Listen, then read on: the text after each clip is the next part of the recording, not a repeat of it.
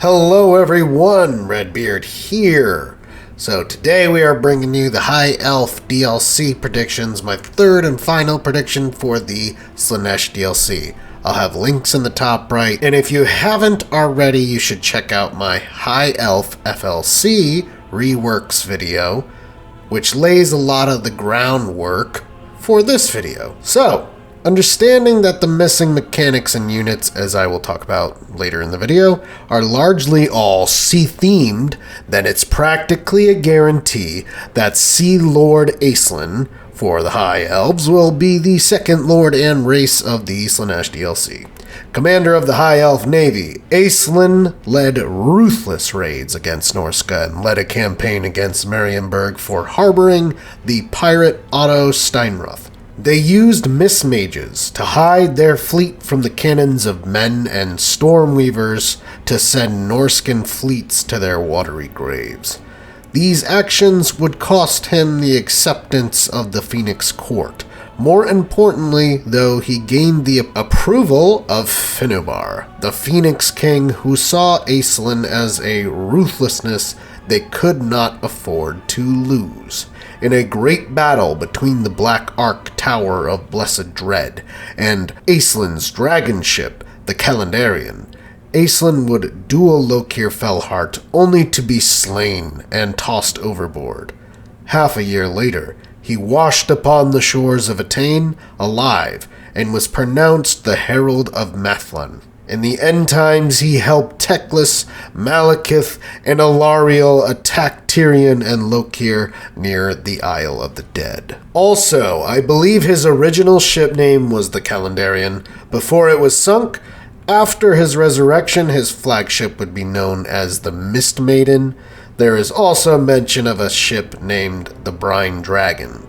Whatever the name is, it would functionally make Aislinn into a pseudo-horde like Vampirates, Malachi, and the generic Commodore Lord I already spoke of in the previous video. Also, we should get Merwyrms as free LC, not as part of the DLC. I mentioned this in my Dark Elf video, and now, as Merwyrms are tied to Aislinn, as he had the ability to summon them, which would be represented in his skill line, probably.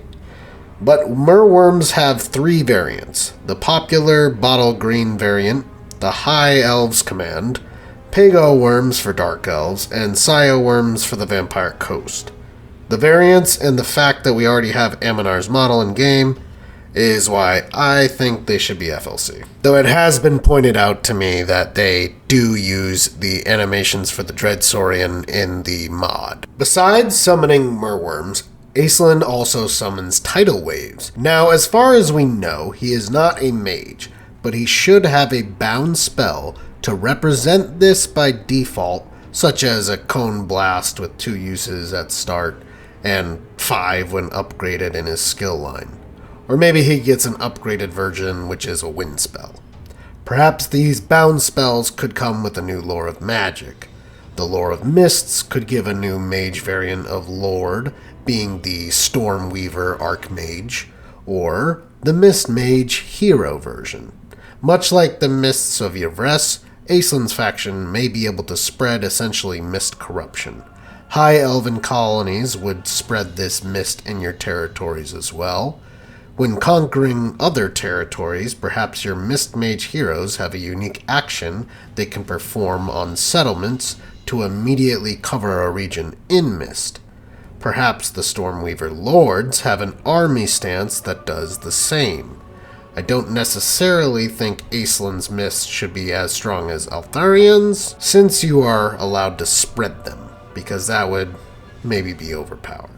Another idea is to give Aislinn and every army in his faction a unique army stance. Let's call it Cloaked in Mists. Think of it as a mix of Stalk and Entombed in Sands, making it so that any of your armies that are in these mist-covered regions would be able to ambush other armies on the campaign map, and on the battle map would have Vanguard deployment. To wrap up his faction's basic mechanics, he needs a unique rite or invocation like Alariel, Alith, Imric, and Eltharion replace the invocations of Hoeth or Aisha, I think Aislinn should replace the invocation of Asuryan to represent that he is not influential in the Phoenix Court, and of course it should be replaced with the invocation of Methlon, which foremost gives his faction a way to get more dragon ships,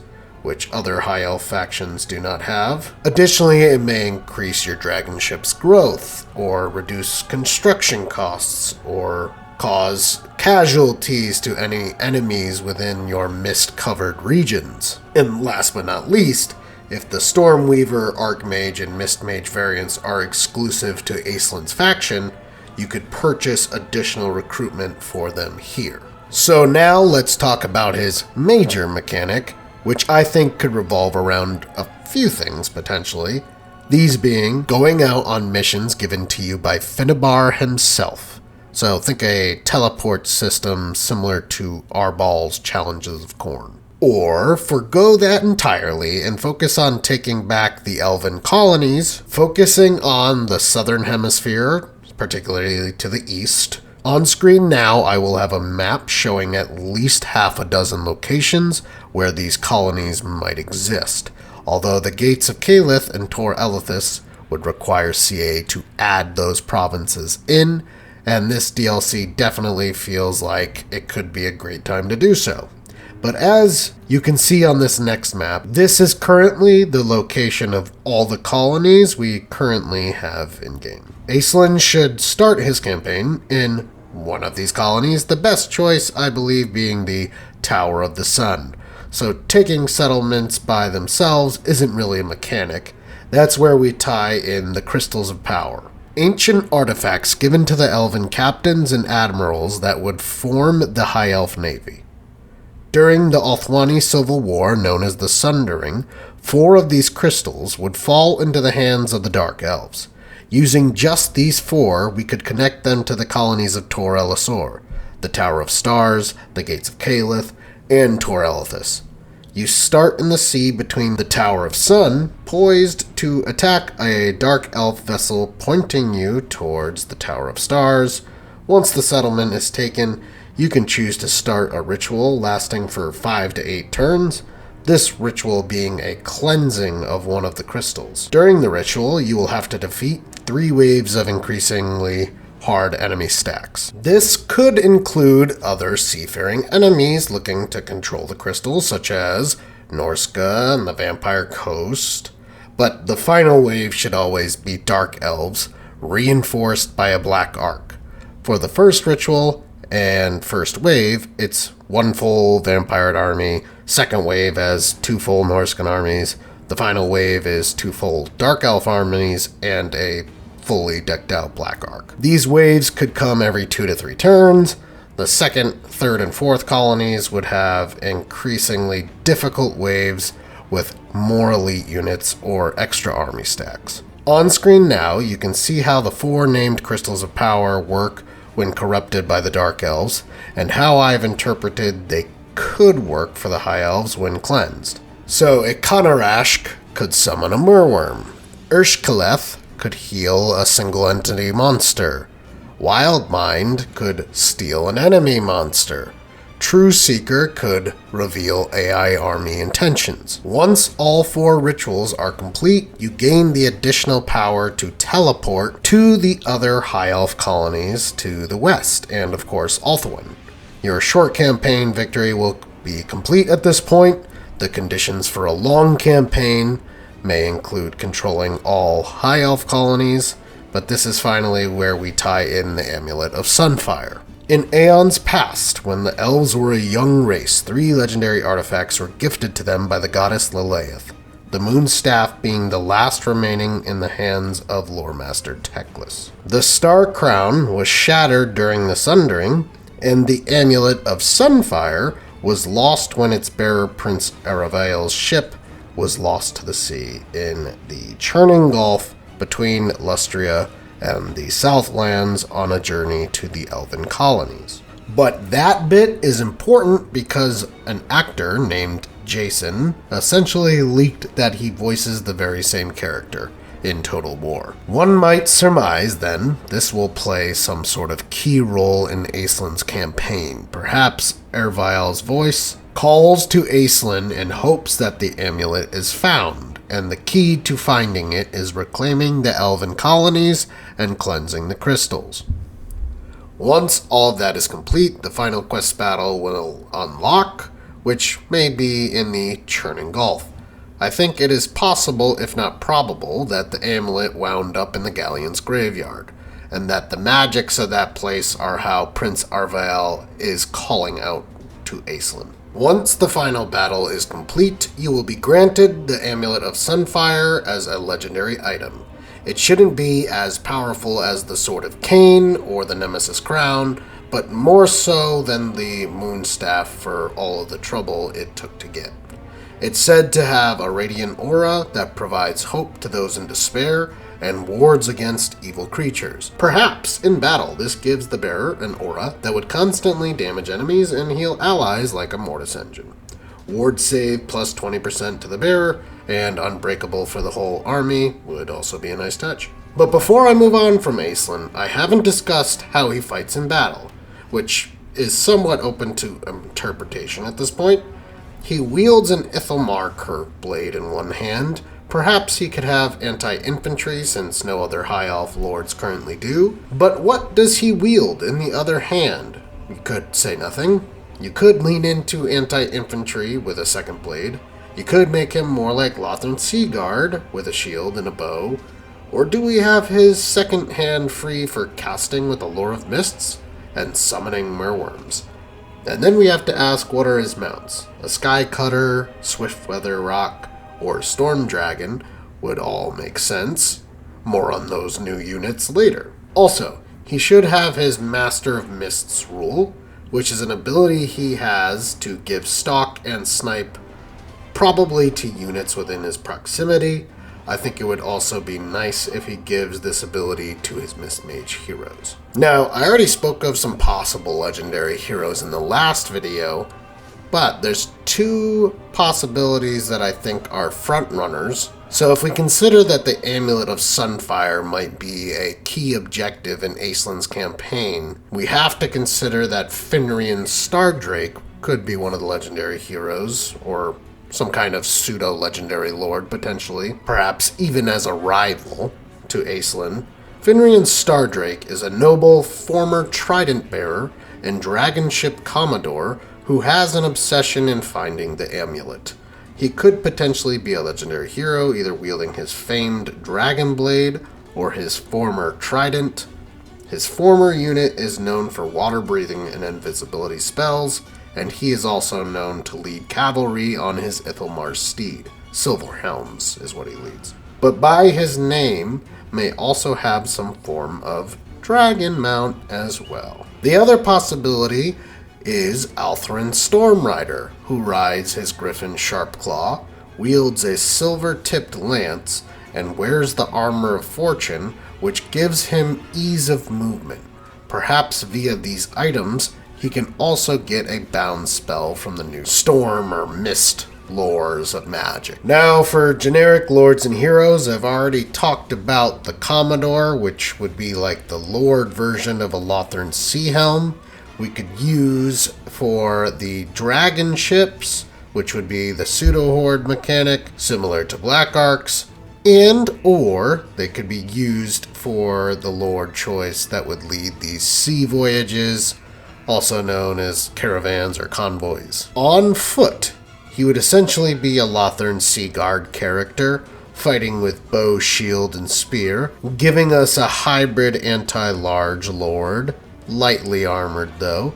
As a late game skill, he might be able to unlock a dragon summon, or like Aislinn Merwyrm summons.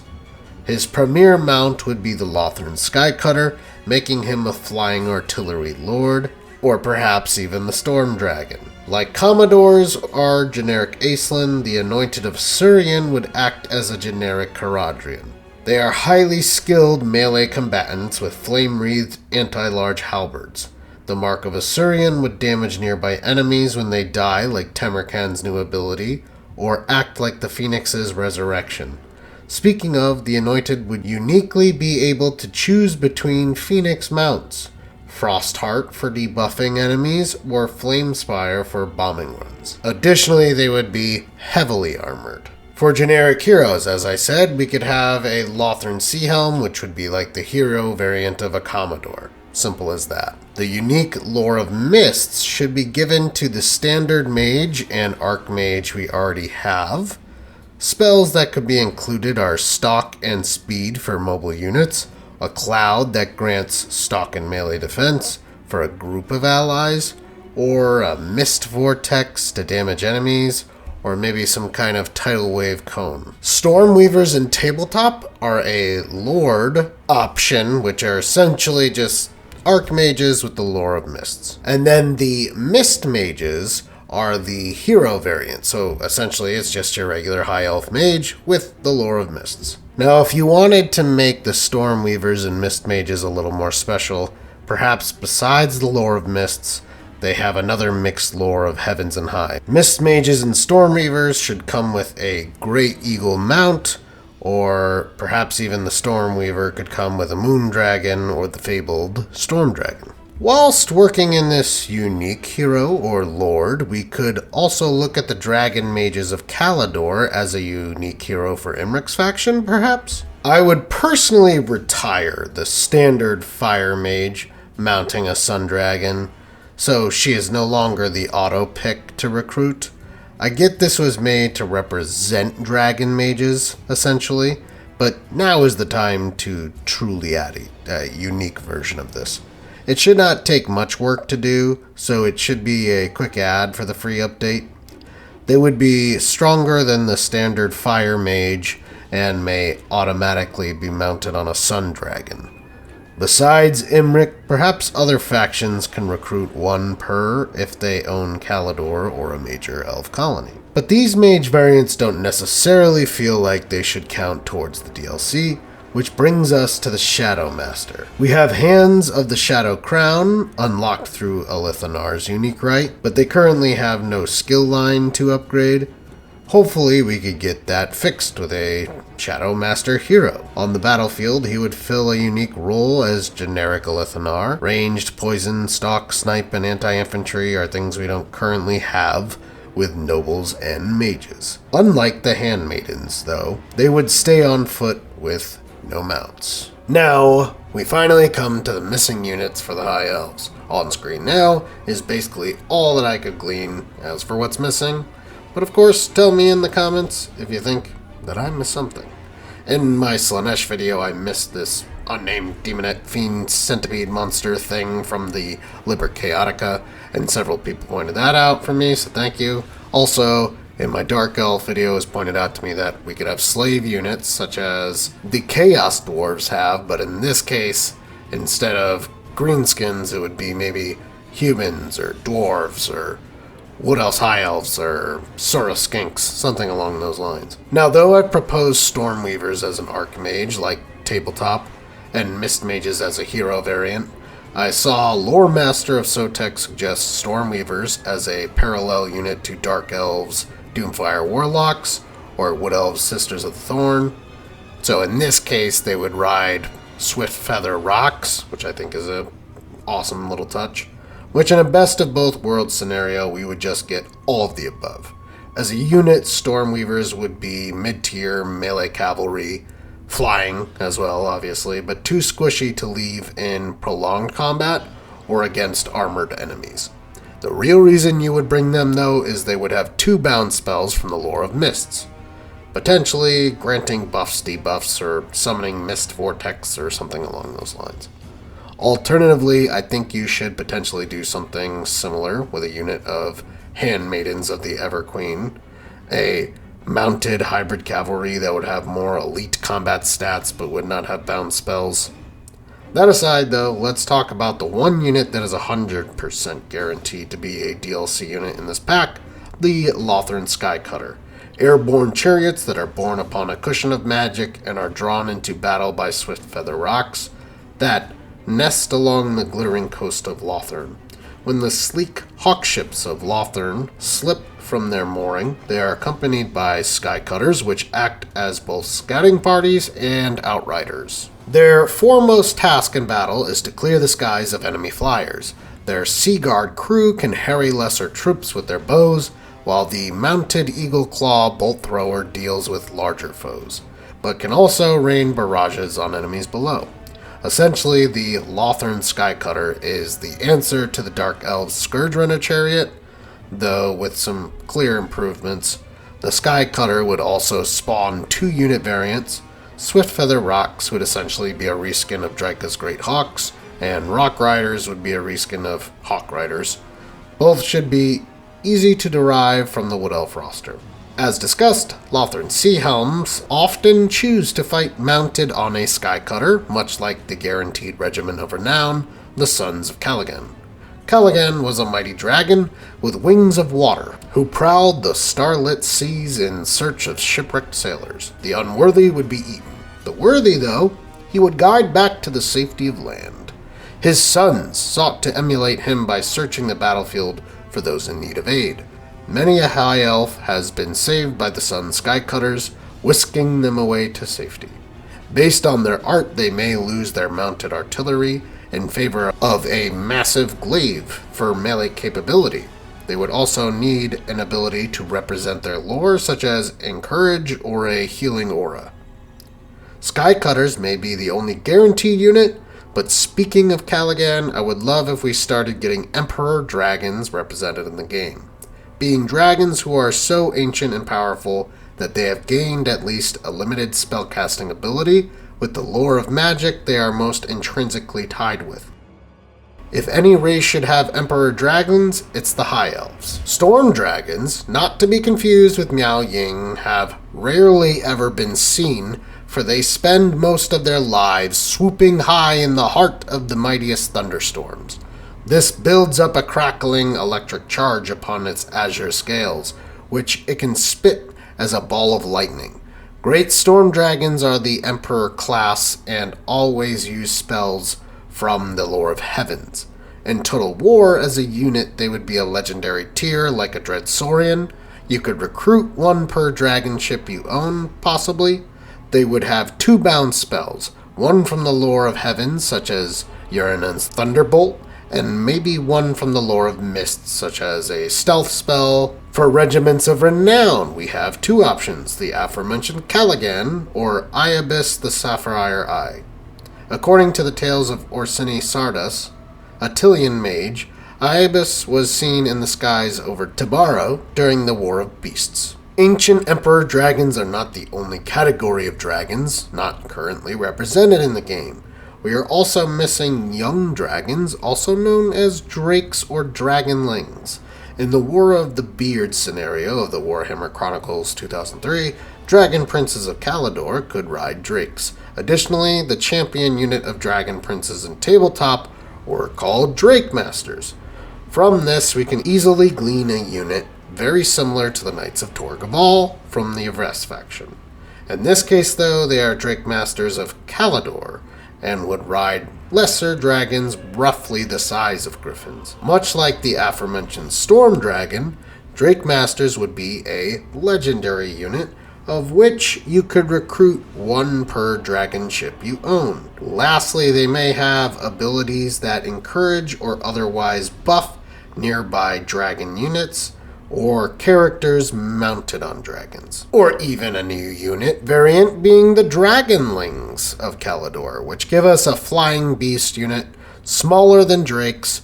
Think of a salamander hunting pack, but with wings, and a charging breath attack instead of a missile attack.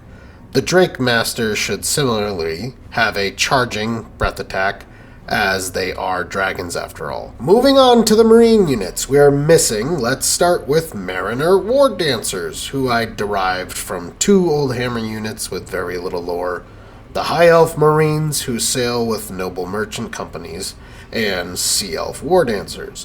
The Merchant Company Marines are Sea Elves who fight similarly to any other Sea Guard units. Sea Elf Wardancers fight in a similar fashion to Wood Elf Wardancers, Now, Sea Elves were an old hammer race that were retconned and ended up becoming the High Elf Navy that is canon now. Any sort of spear or bow unit would probably be redundant against existing units, and the other infantry I'm about to mention, we have a low-tier anti-infantry in the Rangers, and a high-tier anti-infantry in the Swordmasters of Hoeth.